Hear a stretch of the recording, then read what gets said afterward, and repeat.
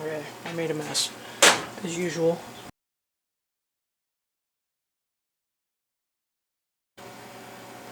Hello, howdy, and welcome back to my kitchen. I'm Kathryn, the Aerogarden Homesteader. So today we are pretty much moving into summer cooking mode, which means not heating up the house.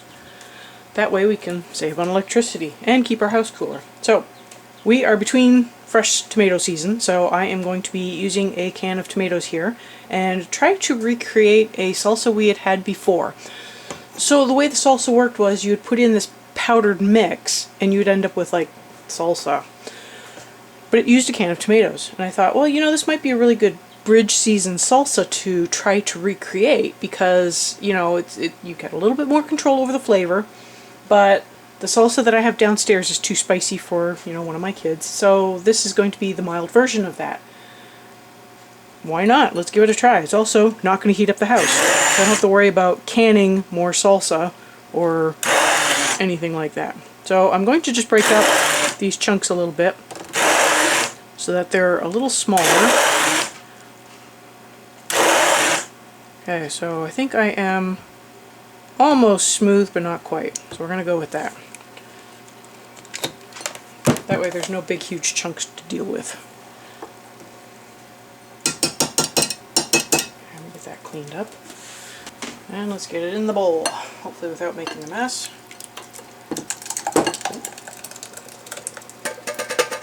Okay, I made a mess, as usual.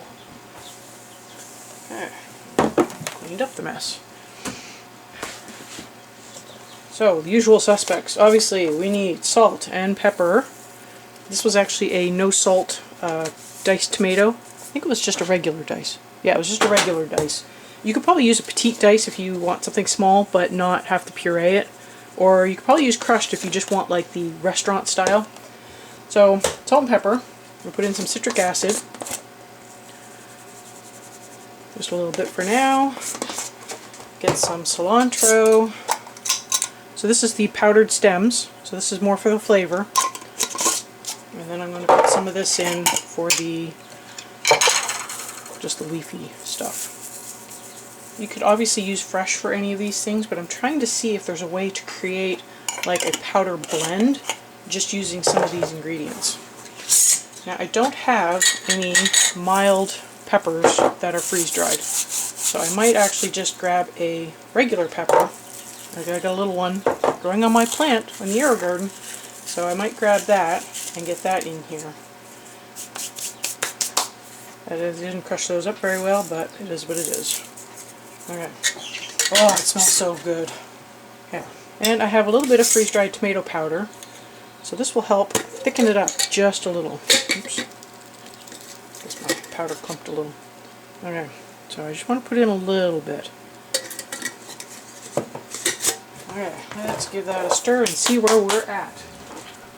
So I will probably also be making some pasta salads. I don't know if I'll make a potato salad because we just don't keep a lot of potato in our house. It always seems like it's sprouting and going bad before I can use it all. So, yeah. Alright, so let me break down some of these. They're already rehydrating. Oh my gosh. Okay, so looks like it is missing.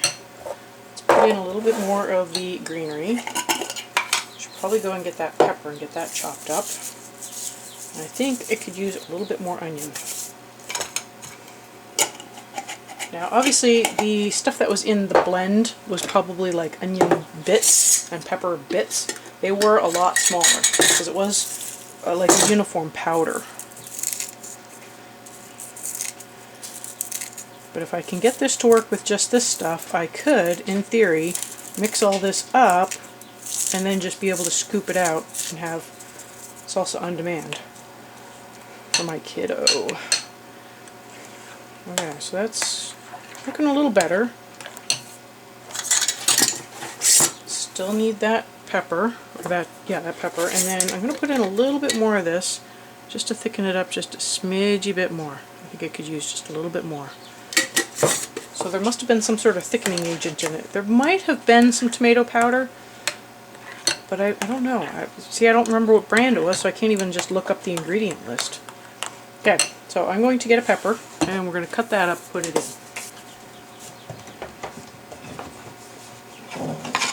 There we go. Little pepper, little knife.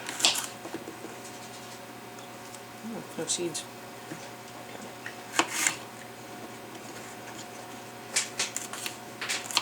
I'm just going to do a fine dice so this kind of matches everything else. Now the hard part about this is that the pepper is going to have more of a crunch than the rest of the ingredients. I was leery of doing this, but you know, salsa isn't quite the same if it doesn't have a little bit of that pepper taste to it. So let's get this all diced up and in there. Now I'm sure it probably needs more citric acid, it probably needs more salt, honestly. I just threw in some stuff just for a baseline, just to get it going. Probably should have measured everything out just so that I could make the powder blend after, but this is just for proof of concept right now. Once I can get this, yes it works, then I can start working on that blend of spices and we can figure something out. Probably should have checked online to see if there was like some sort of, there must be a recipe out there somewhere. Okay, there's that. Let's see how that looks.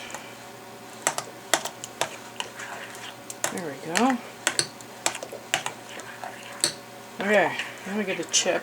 We'll give that a taste and see if we're at the right level for salt and probably acid. Those are the two main things that would need adjusting. Okay, just get a little piece here.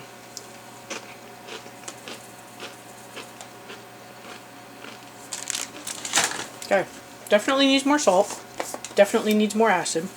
I actually think it needs pepper too. I don't think I put in enough pepper. So let's add a little more pepper. I actually think it might need more cilantro, honestly. I'm not tasting it. I think we might have enough of the green leafy bits, so let's put some of this in for cilantro flavor. Okay, let's see where we are at. Yes, our cooking habits definitely switch over once the heat of summer arrives, which some years is earlier than others, but we tend to favor doing barbecues and smokes more often. I'll make pasta salads. I do have some beans that I canned up, so sometimes we'll just eat that as a side with our barbecue. I guess I'm the only one who eats it.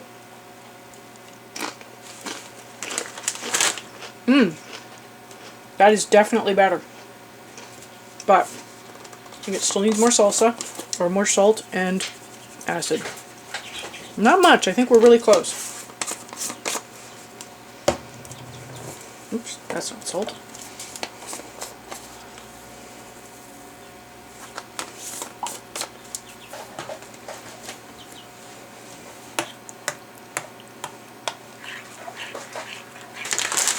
Alright, let's see where we're at.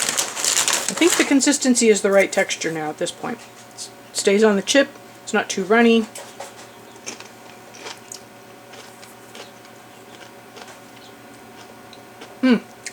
That is so much better. So, this is a great way for that salsa that's between the fresh tomatoes aren't out yet and you've run out of canned, you know, pre-made salsa.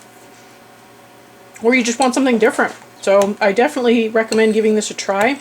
I will try to come up with some sort of recipe at some point, something more official, but that just has all the powders mixed together. But in the meantime, I'll write down what I put in, and you're going to have to kind of play with it a little bit, and then I hope that I can make something that is a little easier to follow. Definitely give this a try if you want to make some salsa without heating up your house. Anyways, I hope you found this useful. I hope you give it a try. Let me know if you do. And thank you for joining me today, and I will see you next time on the Aerogarden Homestead.